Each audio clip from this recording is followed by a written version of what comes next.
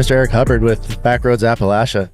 Welcome. Thank you so much, and what an amazing experience. Of course, the 20th year of the King of Hammers. Right. Seeing you all here in the media tent, it's a testimony to what you're doing as well. And it's just truly amazing experience to be able to come and not through the entire race segment, but through the week to see the internals of how all this works. It is a machine where every gear's got to connect and click together. It's really cool. Yeah, and it's takes an absolute army to put this race on. I've been here for 3 weeks. This is my third week here. I helped build the short course out here in the machinery with John Goodby and his whole crew. So I'm finding out much more about what it takes to put this race on, and it is it is actually pretty astounding. Well, the United States Army, the Navy Seabees, however you want to go, I don't think they could pull that off in the same time frame what they do from a blank desert band here, and in 3 weeks it's up and running and operational. I don't think the U.S. military could even do that. So it's truly bravo Zulu to all these guys, especially John Goodby. Yeah, he's an absolute machine. The amount of stuff that he has to do on a daily basis, he's juggling like 20 things at any given time. And I've been trying to jump in as much as I can and just give that helping hand. Yep. I'll do anything he needs. If I can run a piece of machinery, I will. If I can move cars around or whatever it is. This morning we were moving stuff all over camp to get things cleaned up and, RVs cleaned out and pumped and stuff. So it's like a constant something, you know? And like this morning I was up at 5:30 out running the track with the machinery, getting everything cleaned up for qualifying today for the UTVs. Then I turn right around, make sure John's good, come back in here, we set this all up, and we podcast. Oh, that's so jack of all trades. You got to do it. And I love it. I have a hard time sitting still. So if I can keep moving, I'm going to keep moving. Well, I don't blame you for that. Idle hands is the devil's work. Perfect. So why don't you tell us about Backroads Appalachia and everything you got going on in Kentucky? Because we were just sitting here having a fun conversation with Miss Lucy Block. And it sounds like you are just going full ham on getting off-road into Kentucky. Well, and not just off-road, a lot of on-road as well. But, prime example of me, Backroads Appalachia was an ideal I had in the middle of Idaho on a motorcycle. Nothing but time and wind. And I started seeing how far the interstates away, and some of these little towns in Idaho had a tourist destinational kind of experience, just like they do in Colorado, Utah, wherever. And the majority of them, mining towns. It wasn't coal, it was gold or mineral. But they had something to click to make people come and visit still. And that interstate, as we know, has killed rural America. Walmart, sorry if I get in trouble by you all for that, but, the big corporate chains is killing rural America. And it's really designed for that, right? That's how it's intended to be. But Backroads of Appalachia was started on a trip, and it took me 2.5 years, research, conversations, training, to learn how to make a 501c3 be legal and compliant. You can start a 501c3, anybody can, but to be able to have all your paperwork forms where you can go after federal public money and state money, there's a lot to it. It's a very expensive process, and it's a very expensive process yearly to be able to do that. But you can use and leverage public money to make economic development projects, and motorsports is a perfect example. We call it economic tourism because, tourism is a very important factor, but tourism's not the main focus. Economics is the main focus for us. So Eastern Kentucky, from the downturn of coal, we've lost so many people. Census is their number one problem, right? Just like the rural America all over the place, people's moving out, moving closer to the city. That's where the factories are. That's where the good paying jobs are. But the little communities and little counties that's still trying to survive, less people means less federal dollars coming in when they do a count of people. My job is to bring opportunities in, bring jobs back, and motorsports is a big part of that. We've been very successful at that right now with Green APU. Some other ones I'm not under NDA I can't talk about, but Green APU is one of the corporations, and we met in a rally car race that invested in Kentucky and hired 14 people now. 14 people might not see a big deal to somewhere in San Diego, California, but that's changing 14 families' lives. And that's might keep them there in that area, which means they're going to have babies, and their babies, hopefully, life's going to be better for them and, continue growing at rural part of Appalachia. Yeah, I've spent some time down in Kentucky, and we've talked about it, but down in Harlan, Harlan, yeah, bloody Harlan, yeah, at Black Mountain, and I always tell everybody, Black Mountain's great. It's one of my favorite off-road parks. I love going there, but if you can venture outside of there and go on the other side of the valley and the other side of the mountain, there is some stuff there that is just it almost seems untouched, and it is beautiful. Well, the thing about the untouched from the byproduct of coal. That's why we saw like Lucy Block about rally, right? They rally across the country, they off-road across the country, but the big thing is the maintenance fee, right? You got to fix the roads and you got to fix it back after the race or the event's over with. In Kentucky, we have, thanks to the mining of the coal being removed, we're sitting on bedrock.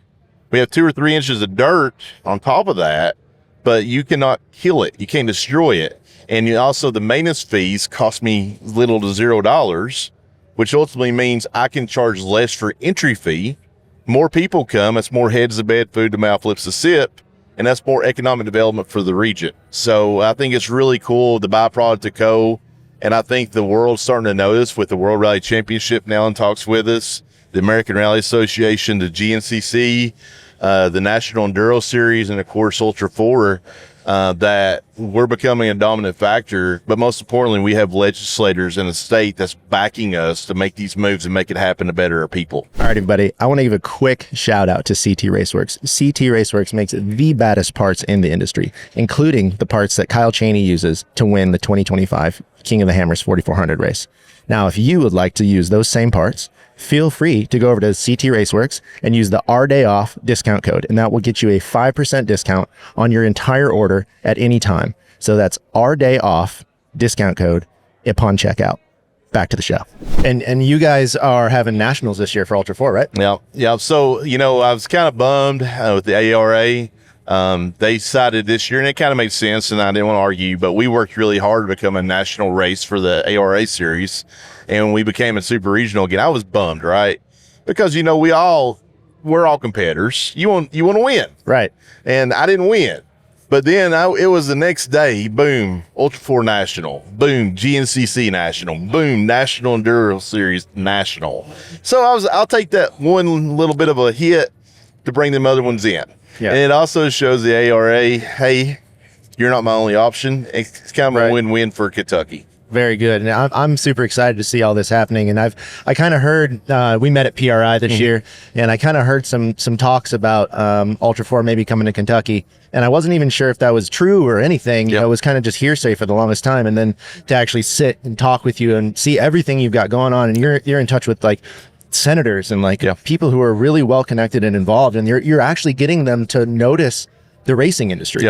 And believe it or not, the racing industry is solid. I mean, all these people put their lives into this. Well, and not just putting lives in, the thing I think is really soft inside of the organizers and also really soft inside the industry itself, like PRI does a good job talking about it, but no one really understands it.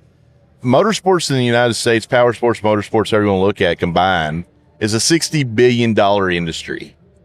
Why are we not capitalizing on that? No disrespect to the trout fisherman or the, wind sail person or the skydivers. They don't come close to that amount of money that can be spent, and that's jobs created throughout the United States, right?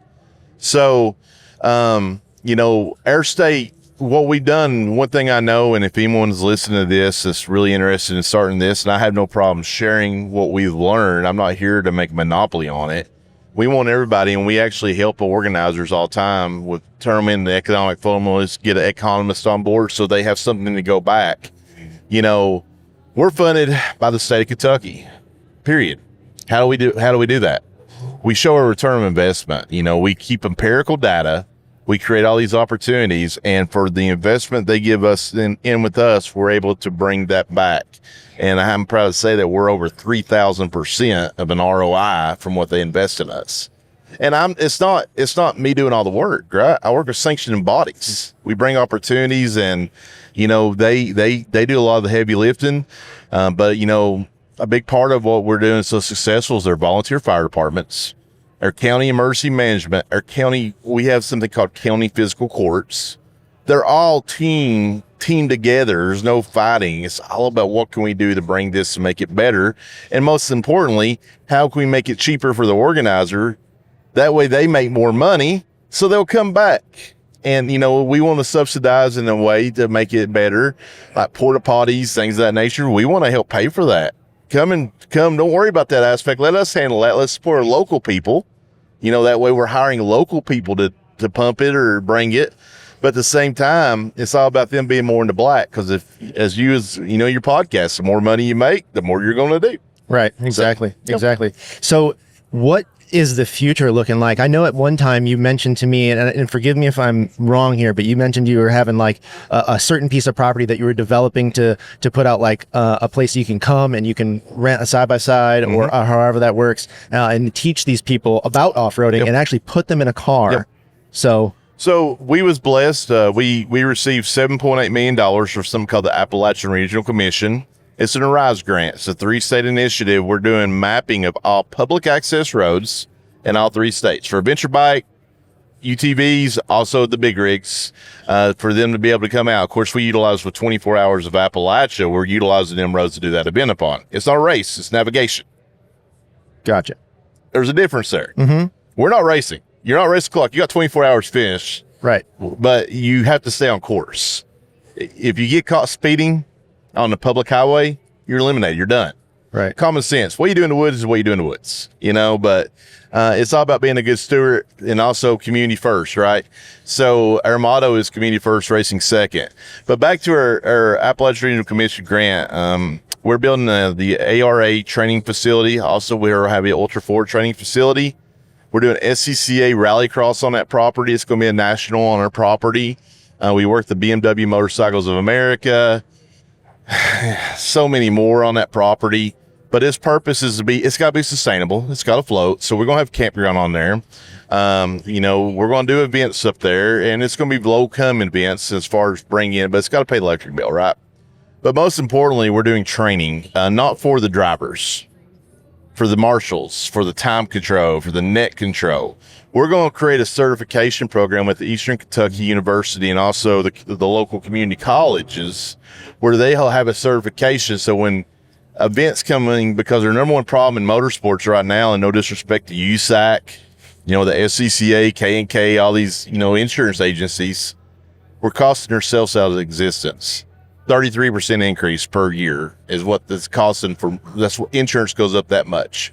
That means somebody's got to pay for it, sponsor or an entry fee, right? Right. So if we're able to combat that with a certification program where someone's actually trained, that's got a piece of paper that they know their row, the whole purpose of that is to lower the insurance costs. We're having professionals. We're doing what they're doing in Europe. And we're the first one going to be offering that and doing that. And I think it's really cool. It's very cool. It's very cool. And I'm very interested in that. And I if I can do anything as far as like help people get involved in anything that has to do with racing, absolutely, and or off-road, I am so in on that. And to see you bringing it to Kentucky, which is, you know, obviously you have King of the Hammers in California, and California seems to be like the mecca of motorsports. It kind of always has been. You come out here and everybody's riding, everybody's out in the public lands with BLM and all that stuff. You got helicopters, and I've seen it firsthand. You got a helicopter bringing their trophy truck in, for a promo, right? Yeah, that's next level. You know, that's past next level. Yeah. You know, if we call next level, you got an enclosed trailer, you're big time. You know. So. Well, I'm just really excited to see that start coming a little bit more to the Midwest. You know, I mean, obviously GNCC has been. I've raced GNCCs for a long time. That's what I started in. I started in hare scrambles, and then enduros, and then I raced GNCCs for a long time. And then when GNCC adopted the side-by-side racing, I raced GNCCs from the time they started side-by-side racing to the very day they stopped it. That's how me and Kyle Chaney and the Miller brothers, Jason Watt, that's how we all know each other. And we all kind of went our separate ways for a second when it quit. And then we all kind of found another home back here at Ultra 4 because it kind of brought that racing back to us. And it's been sustainable for the most part. And so to see, I know we had like a little hiccup there for a little while, but to see where it's come now and how this is like really snowball effect and rolling in, and people like yourself coming in and realizing that what this community has to offer and then bringing it east is really, really cool. Yeah. And I mean, really with the Ultra 4 and also King of Hammers, People ask me, what do I think of King of Hammers? It's chaos. You bring 80,000 people together. Dusty chaos. But like last night, I went with Dave and we went to the drivers meeting. I've been to WRC drivers meetings. I've been to the big organizations and watched how they do it and perform and how they communicate. Last night was in par, if not better than anything I've ever seen. And, safety is our priority now. And that's the one thing I know you see the negativity on social media at nighttime. That's not the racing part. The racing part and what King of Hammers and what Dave and the rest of the team, Rory, Mike Jams, all these guys and gals put together is phenomenal. And the safety protocols and what they have. Also their technology with their transponders and their timing. I mean, that's next level. No one else can do that. And, Dave's is one of them cool cats. He's a visionary. And me and Dave get along a lot of the same because I'm a visionary as well. We have our scuffles. Yeah. We yell at each other, then we hug it out, but I respect Dave and what Dave has created and fought for. And also the most important thing is, King of Hammers is the reason why you still have public lands here on Johnson Valley. People don't understand that. If it wasn't for King of Hammers, no one would be able to be here. And I think that's just really awesome. Yeah, the number's been thrown around quite a few times of what it takes to put this event on, and the cost just to be on this land for this week or 2 weeks, rarely, for the money it's like $1 million just to be here, just to use this piece of property. And so when people come here and go online and start talking shit, for lack of better words, I just don't understand, man. I mean, and people skipping the gate and stuff. I mean, just if you think $150 to come in here for a week long or more is too much money. Camper is $20, right? 20. It's like I'm gonna misspeak because I don't know for 20 sure. $30. It's not much, but it's $150 to get this blue wristband, and you can come in here and experience this entire Hammertown with all these vendors and all these people and people like yourself and myself and all these people. And go out and wheel and go out and wheel all the Hammers trails when the course is closed here at Hammertown. This land is y'all's. This land is to use for everyone. This land is mine. There you go. Sing it. Sing it. It's a good song. So if you think that's too much, then just stay home. Well, let's talk about F1. Let's go to Vegas. How much is it going to cost you to go to F1 in Vegas? Good luck. Yeah, $6,000. Yeah, good luck. And that's if you get the corner where you can see boom, boom. And you can't go on the track. No. Here you can literally go on the track. You can go to pits and hang out and talk to people. Right. That's what I love about ARA. That's what I love about Ultra 4. GNCCs like that. I know the IHRA has really started looking at the off-road industry. Now they have pit open passes now. We want people down in the pits. Right. Because that means more people come, more flow, and you're building your generational industry. So it's good to see IHRA, NHRA still a big no-no. You got to pay for the pit pass. Same thing for NASCAR. Yeah. But one thing that I think the off-road and especially Ultra 4 King of Hammers has always done, we know we got $1 million teams here. But we also got that local blue collar fabricator or that, janitor here that's out there competing, and that's what I love most about it. I always root for the grassroots, instead of the upper teams, and I'm all about our upper teams and, the guys got there, I get it. But this has the potential and the possibility for someone with little to no means to be able to become the king of the hammer. Yeah. It's just about picking the right line, taking your pace. Attrition's your enemy. And that's where like King of Hammers kind of ties into 24 Hours of Appalachian. That's how we all started getting really know Dave Coe and Mike and all them was from the 24 Hours, which attrition's your number one problem. It makes sense. So I'm just glad to be here. I'm glad to be on your podcast, and I just look forward to this continuously. This relationship between us and Ultra 4 continues to grow. And, hopefully we are a good steward. But most importantly, as our organization in the state of Kentucky, we're going to be able to compete against every other state. But we also are going to make other states that want things like we're doing, they're going to put money on the table to make it happen. Because a lot of times these organizations are having to pay their way when it shouldn't be. If they're filling your gas stations up and your hotels, they're doing you a service, especially in rural America. And Johnson Valley's rural America, but the county commissioner, Miss Dawn, have you met her yet? I have not. You need to get her on the podcast. She's amazing. The story she could tell you about this, and she's been here from the get go. I'll look for her and get her on here. But for they got an amazing county commissioner that supports this, and that's what it takes. You got to have your local government backing things to continuously make it happen. I've had good conversation. Bureau of Land Management. That word back in the day would have scared me to death to even look at them, right? Because we don't have it on the East Coast. No disrespect, thank God. But how they're discussing and what they're doing and watching, they want to be good stewards of the land, and I understand that, but they're not over stressing everything. And I think that's really neat to see them and their relationship here. Of course, 20 years. So, they've got a good, strong foundation together. What's your favorite vendor outside? What's the coolest thing you saw while you're here? Me? Yes. Dude, I've been coming to King of the Hammers for a very long time, and there's not a single vendor I would say was necessarily my favorite. What I really enjoy is being able to come here and have all my favorite vendors here. That's the best part about King of the Hammers, because we go, we have our regional races where we go throughout the year, and those are a much smaller event. I want to grow them. I would love to have all these same exact vendors come to all of our regional races by all means, for sure. But the thing that draws me to King of the Hammers the most is the fact that they're all here. Everybody comes here. So that's your number one draw is the vendors? My number one draw here is racing. I'm a racer at heart. Yeah. So I come here for the racing and for the off-roading, but I wouldn't be able to pick one vendor over any other one. So the coolest thing here I've seen, and I love them all. So please, the Ford vendor, the Toyota vendor, the Can-Am, Yamaha, Cal, King Shocks, everybody flipping amazing, right? There's one old guy up there, retired Navy, that's selling hot dogs and Polish sausages. And it says clearly on it, support a local vet, all that. Talked to him yesterday in the middle of nowhere in the desert. I got a hot dog, and I thought I was gonna get a hot dog, but I got a hot dog and a bottle of water for $7. So I really, someone like him that's not price gouging, support the retired Navy guy. Support the local. That's right. Support the local. And I appreciate, I'm sure Dave and him done him very right to get him here as a local in here.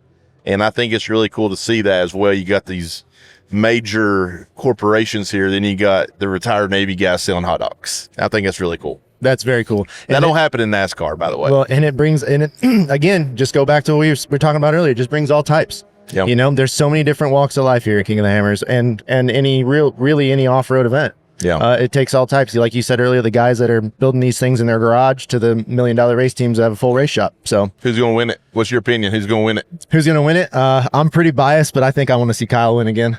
I love that dude. And we've been racing together a long time. So for me to see him go out last year and put it on the podium in 4,400 was an absolute wild experience. So to people that might not know, because I'd be asked this a lot, where did the name 4,400 come from? That's actually a good question. We were having this conversation at camp the other day, and I was going over with the guys that don't know, like Chase. Chase is new to the off-road industry, and and so is my buddy Ryan. And Ryan was like, what is 4,400? What is 4,900? 45, 46? And so I was explaining them the class designation. 4,400 are the big dogs. Unlimited tire, unlimited motor, any chassis, 2-seat, single seat, whatever you want to do. And then you step down to like 4,800. Yep. 4,800 is a shock limited class. You can only have one shock per corner and a 37-inch tire. And then you go down to 49. And a 49 is kind of all encompassing in the UTV. So 4,900 is the UTV class. You got 4,600 and then 4,500. And there's all these different designations. And I think, I might be wrong, but I think 4,600 is like more of a stock style car. You have to have a steering link that connects your steering to the chassis. You can't just have full hydro. So there's just all sorts of like cool, different rules for different classes, and I do not know where the 4,400 designation came from. And what I wanted to do is I really wanted to ask Dave Cole, because I feel like he would. I'm gonna ask him that today, because I always, people ask me and it really makes sense, but then you look at the car, I always thought it went by weight as a 4,400 pound car. Yeah, I don't think that's because they're way heavier cars than that. No, I kept looking at it. There's no way they're identical 4,400s, but this one's got to weigh another 600 pounds than this one, Yeah. Oh, yeah. They're the weight again. So the unlimited class is 4,400 basically. Yeah. And you can run it pretty much anything within reason. I don't even think it's within reason. It's anything. You could build whatever you want. It's got to compete and it's got to finish. But it would be interesting to find out the origin of 4,400 and find out what that means and where it came from. Well, and also something cool besides the truck classes and the UTV classes and all that. on my walkthrough vendor in Hammertown itself, you know, the media studio is amazing. The timing upstairs, the BLM, but the Warren VIP tent, Yeah. you know, I think it's $800, and everybody's, that's a lot of money.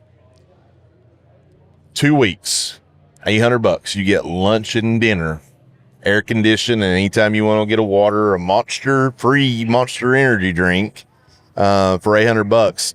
That's the best bang financially for anybody to come, is be a VIP at the Warren VIP tent that's looking at coming next year. I would highly suggest that. You know, we took the opportunity this year to do it, and it financially makes so much more sense to do. Plus, you're in there with the right people where you can learn and get the front row seat, just like you got right here in the media tent. Yeah. We had Miles on, and we were talking about the VIP booth as well. And he's like, you know, have you had a chance to go over there? And he's like, what do you think is the best part about that? And for me, if I was just a random or a spectator coming to watch the race and maybe experience it for the first time, and you don't know how you're going to get your food and you don't know where to go or whatever, it's the perfect place to go. And here in Johnson Valley, everybody knows the W word, and we don't like to say it out loud, but it can get breezy. I won't say the W word. That place, to be able to have that and be able to go in there and be able to watch racing, get on the sims.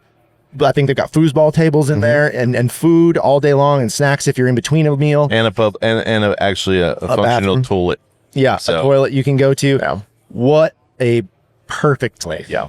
Perfect place. So I appreciate, you know, of course, them putting that together, and appreciate Warren for sponsoring that. And the coolest thing also I saw while I'm here, have you seen the Optima battery phone chargers? Mm-mm. So they got some in the VIP tent. It's a Marine Optima battery that they have added USB ports to and all of that, where you charge your phone through the giant Optima battery. I'm like, how cool of a marketing strategy is that? That's perfect. It's perfect. So, the ingenuity that these companies are coming up with for the market is wild. Scary. It's actually scary what they're coming up with, you know, and what they're able to do. Hey, some of the tracking now too. We've got live streaming in race cars. Absolutely. And you know, that's my understanding as part of, you know, Dave and their vision, you know, as far as Hammer King production and everybody else involved in it. Nobody else is offering that kind of technology. No one else knows how to do it. And I think that's also putting him superior in the world of motorsports. And I'm really interested in rally, you know, working with him on that, because how cool would be the live stream rally car race? Reason we can't, vegetation, you know. So if we had the ability to be able to start streaming rally, I think it's going to grow the populace of that, you know. And it's like, you know, King of Hammers and Ultra 4, I take pride with the American Rally Association this year. It's always been a Subaru team only, right? Subaru's a corporate team and everybody else is whatever. This year you got Subaru, Toyota, Chevrolet.